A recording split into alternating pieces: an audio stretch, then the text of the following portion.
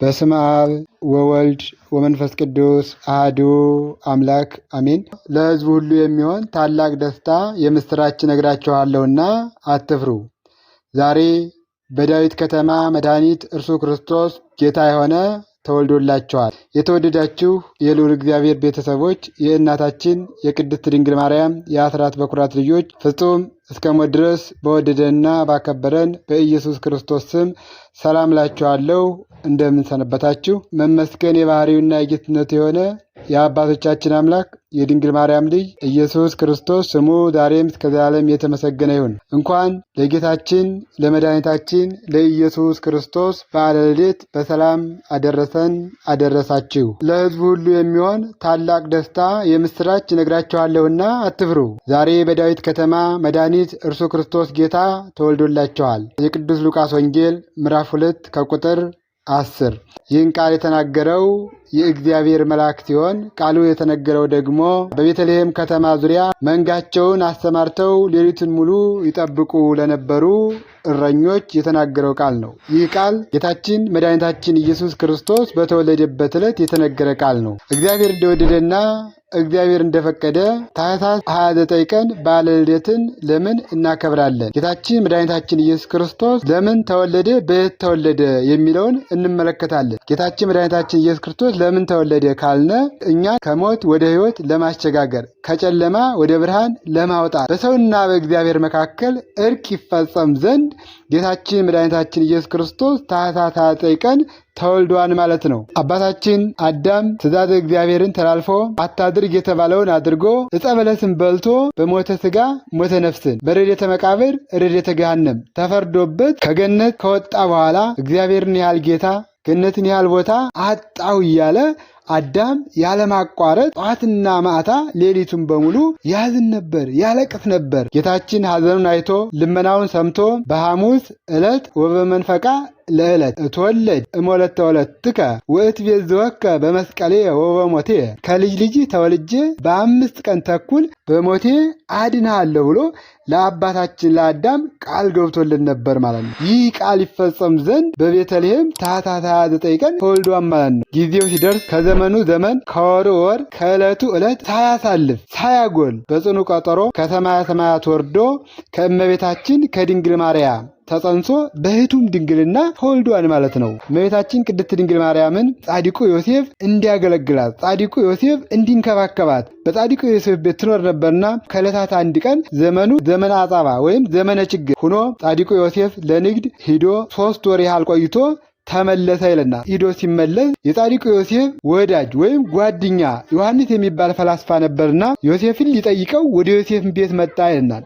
ወደ ዮሴፍ ቤት ሲመጣ ጻድቁ ዮሴፍ ደግሞ ከንግድ ሲመለስ በዮሴፍ ቤት ተገናኙ ይለናል። ያ የዮሴፍ ወዳጅ ያ ፈላስፋ እመቤታችን ቅድስት ድንግል ማርያምን እንደጸነሰች አውቆ ይህች ብላቴና የጸነሰችው ከአንተ ወይስ ከሌላ ብሎ ጠየቀው ይለናል። በዚህ ጊዜ ጻድቁ ዮሴፍ እንኳን ላደርገው አስቤው ማላቅ ብሎ ለወዳጁ ለዮሐንስ ነገረው። በዚህ ጊዜ እንኪያስ አንተ ካላደረግከው ማን ሊያደርገው ይችላል? ማን እንዴት ሊሆን ይችላል? ይቺ ብላቴና ጸንሳለች ብሎ ለዮሴፍ ጠይቃት ብሎ ዮሴፍን ነገረ ይላል። በዚህ ጊዜ የእስራኤል ልጅ ሆይ ከማን ጸነስሽ አላት ይለናል። በዚህ ጊዜ እመቤታችን ቅድስት ድንግል ማርያም እኔስ መልአኩ ቅዱስ ገብርኤል ተፈሥሒ ኦ ምልዕተ ጸጋ ብሎ አክብሮ ከነገረ በስተቀር ካበሰረ በስተቀር ሌላ የማውቀው ነገር የለኝም አለችው ይላል። እመቤታችን ቅድስት ድንግል ማርያም ይህን ካለች በኋላ አዕዋፍን ከባህሪያቸው እጽዋትን በየወገናቸው እንዲያፈሩ የሚያደርግ እግዚአብሔር ይህን ማድረግ ይሳነዋልን ብላ ለጻድቁ ለዮሴፍ ከደጁ ላይ የቆመውን ደረቅ ግንድ አለምልማ አሳየችው ይላል። ዮሴፍም በዚህ ተደነቀ። ዮሴፍም እመቤታችን ድንግል ማርያም አደነቀ ይለናል።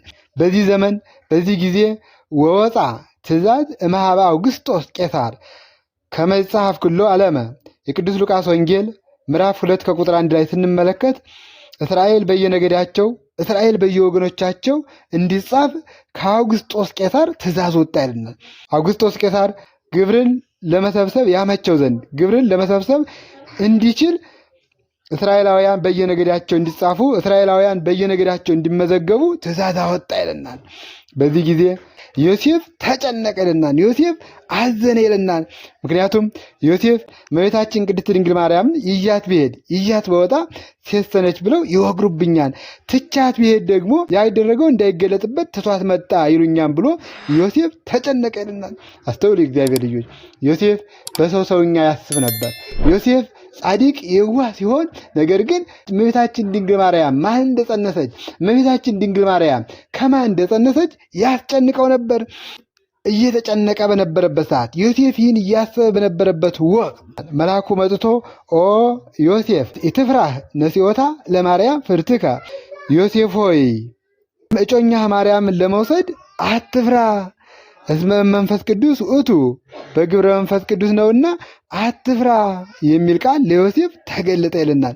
የቅዱስ ማቴዎስ ወንጌል ምዕራፍ 1 ከቁጥር 20 ላይ ስንመለከት ዮሴፍ ሆይ እጮኛ ማርያምን ለመውሰድ አትፍራ፣ ይህ በግብረ መንፈስ ቅዱስ የሆነ ነውና ብሎ ለዮሴፍ ተገልጾ የእግዚአብሔር መልአክ አናገረው ይለናል። ከዚህ በኋላ ድንግል ማርያምን ይዞ ለመቆጠር እንደሌላው ሕዝብ ሊቆጠሩ ሄደ ይለናል። በዚህ ጊዜ አይሁድ ለምቀኝነት አያርፉምና እመቤታችን ቅድስት ድንግል ማርያምን ጸንሳ ሲያዩት ማየ ዘለፋ ትጠጣ ብለው ወሰኑ ይላል። ወስነውም አልቀሩም፣ ማየ ዘለፋን አጠጧት ይለናል። አይሁድ የሚያጠጡት ማየ ዘለፋ ነፍሰ ጥሮችን ሲያጠጧቸው ሆድን ለሁለት የሚሰነጥቅ ቆዳን የሚያጠቆር ነበር ይለናል። በዚህ ጊዜ አይሁድ ማየ ዘለፋ ለእመቤታችን ለቅድስት ድንግል ማርያም ሲያጠጧት ዋዝ ደልደለ ገጻ እምብርሃነ ፀሐይ ዘወርሃኒሳ፣ የእመቤታችን የቅድስት ድንግል ማርያም ፊቷ ከፀሐይ ይልቅ ብሪት ጽድል ሆኖ ተገኘ ይላል። ብሪት ሆኖ ታየ ይለናል።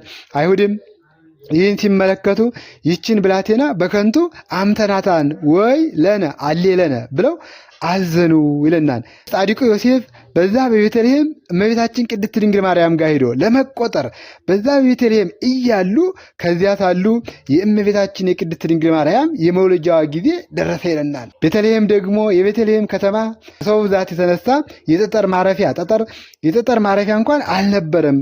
ቤተልሔም በሰዎች ተጨናንቃ ነበር ይለናል። በዚህ ጊዜ ነው እንግዲህ እመቤታችን ቅድስት ድንግል ማርያም የመውለጃዋ ጊዜ በዛ ደርሶ ነበርና ዮሴፍ የእንግዳ ማረፊያ ቤት ፈለገ ይለናል። የእንግዳ ማረፊያ ቤት ፈልጎ አላገኘም። የእንግዳ ማረፊያ ቤት ቢያጣ ከከብቶቹ በረት አጠገብ ዮሴፍ ዳስ ጣለ። በሴቶቹ የሚደርሰው ሳይደርስባት ሕማም ምጥ ሳያገኛት ድንግልና ሳይለወጥ እመቤታችን ቅድስት ድንግል ማርያም ታኅሳስ 29 ቀን የበኩር ልጇን የዓለም መድኃኒት የሆነውን ዓለምን በመዳፍ እጁ የያዘውን ጌታችን መድኃኒታችን ኢየሱስ ክርስቶስን ወለደች።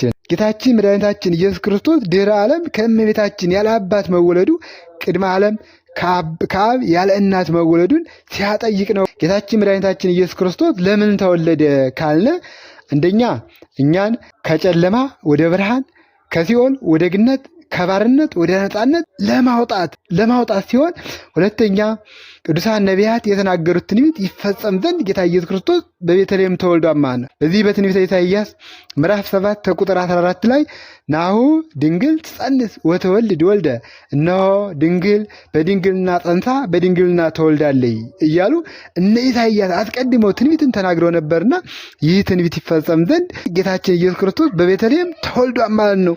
ምሳሌውስ ምንድን ነው ካልነ ደግሞ አዳም ከእህቱም ምድር ተገኝቷልና ሔዋን ከእህቱም ገቦ ተገኝታለችና ጌታም በእህቱም ማኅፀን ለመወለዱ ምሳሌ ነው ማለት ነው።